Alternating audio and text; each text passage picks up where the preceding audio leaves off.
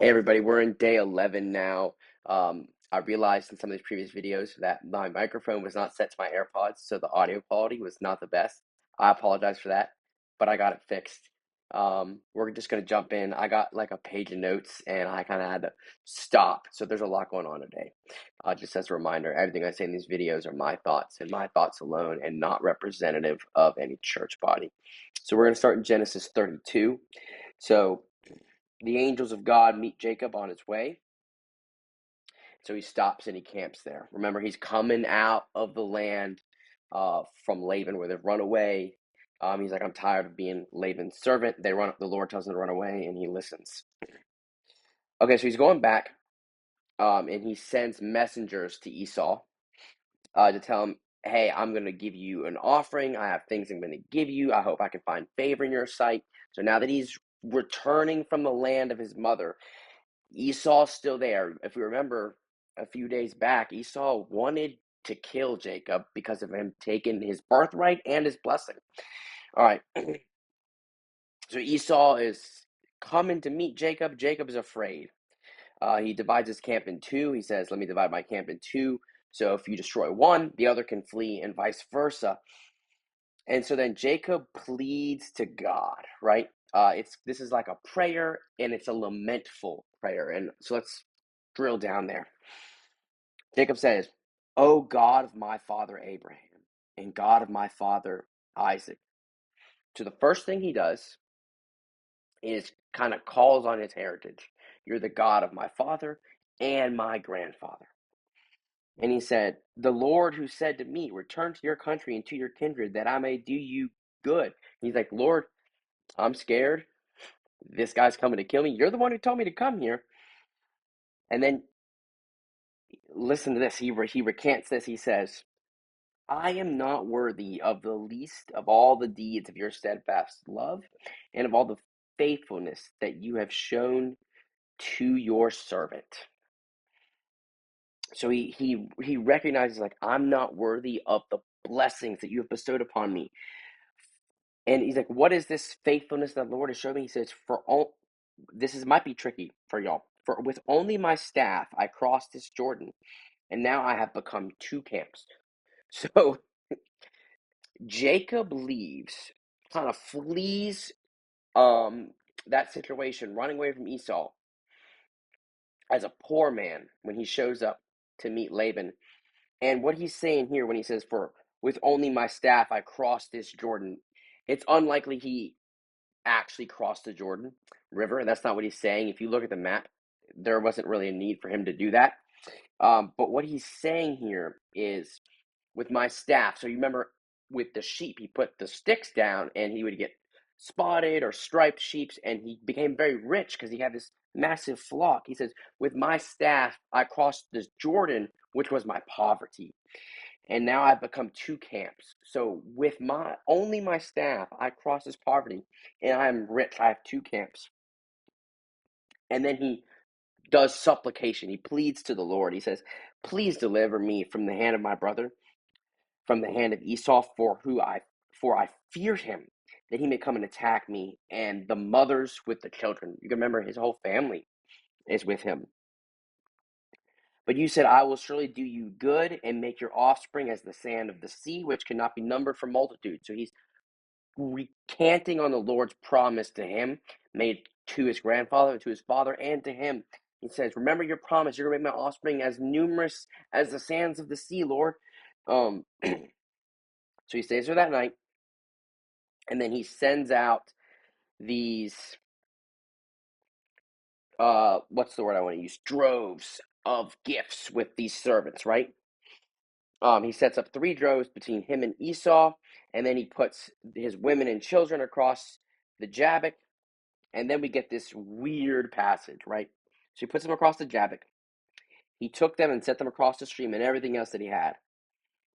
And he's alone, and I'm assuming you've read the text. And the text starts mysteriously. He says, and a man wrestled with him. So that's mysterious. Who is this man?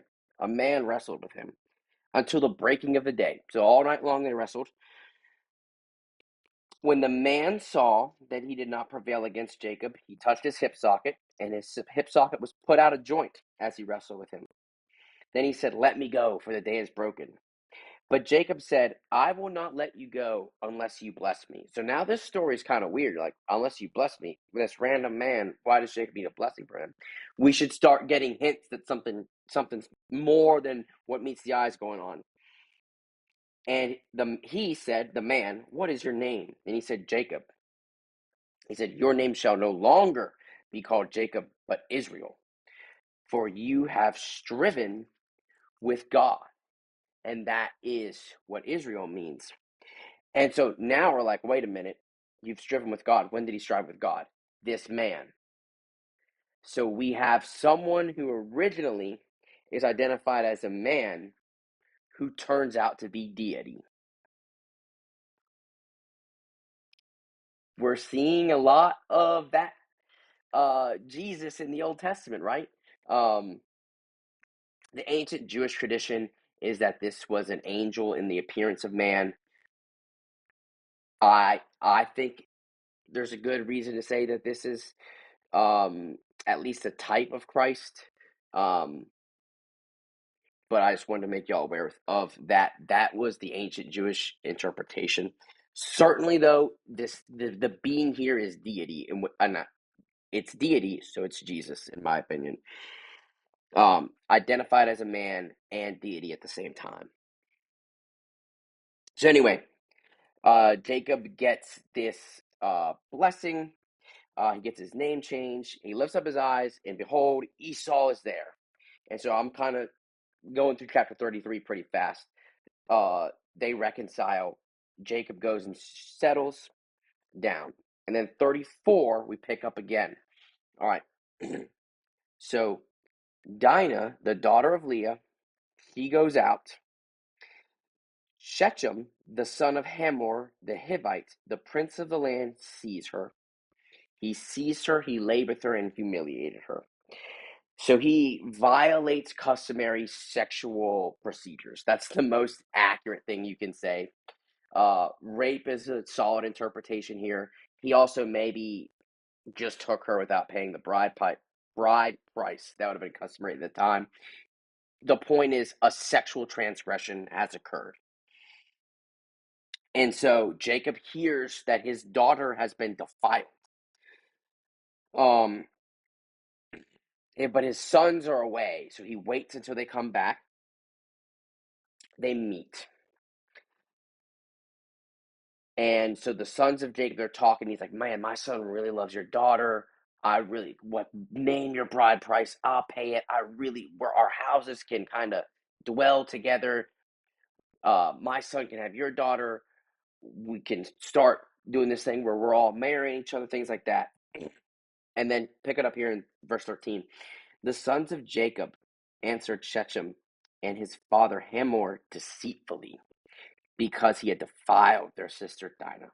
We can guess that they're probably not doing the right thing, right? And long story short, they convinced them all to be circumcised. Adult male circumcision is not a pleasant experience. All right. Well, let's just say that. And so while they're recovering from that circumcision, picking up here in verse 25, on the third day, when they were sore, two of the sons of Jacob, Simeon and Levi, they took their swords and came against the city while it felt secure and killed all the males. They killed Hamor and his son Shechem with the sword, and took Dinah out of Shechem's house and went away. The sons of Jacob came upon the slain and plundered the city, because they had defiled her sister. They took their flocks and their herds and their donkeys, whatever was in the city and the field, all their wealth, all their little ones and their wives. All that was in the houses they captured and plundered. So they just utterly decimate. They kill all the males, kidnap the women and children, steal all of their wealth. And Jacob says to Simeon and Levi, "This is how we know that's not what they're supposed to do. You have brought trouble on me by making me stink to the inhabitants of the land." So Jacob here, still not righteous. He's more worried about himself than this moral transgression, in my opinion. So then chapter 35, I've been saying chapter 35 for a little while now. I meant chapter 34. Now we're in chapter 35. So they arise, they leave the land. While they're leaving the land, Rachel goes into childbirth and she passes away in childbirth, and Benjamin is born. Okay. Then we jump back into First Chronicles, and it recounts, along with Genesis, the sons of Israel. These are going to become the 12 tribes of Israel: Reuben, Simeon, Levi, Judah, Issachar, Zebulun, Dan, Joseph, Benjamin, Naphtali, Gad, and Asher. All right. These tribes and their prominence is going to carry us forward for a long time, through the rest of the biblical narrative. Well, I shouldn't say the rest of the biblical narrative, for the foreseeable future in the biblical narrative, these 12 tribes. Uh, and so our reading today ends with Esau and Jacob bury Isaac. So Isaac passes away. So now we've gone through a couple transitions. We had Abraham and Sarah, and they gave birth to Isaac, the child of the promise. And, Isaac has the brother Ishmael, and then Isaac gives birth to Esau and Jacob, and then Jacob has 12 sons through Leah and her concubine, Rachel and her concubine. And that's where we're going to pick off in reading 12. Love y'all. God bless.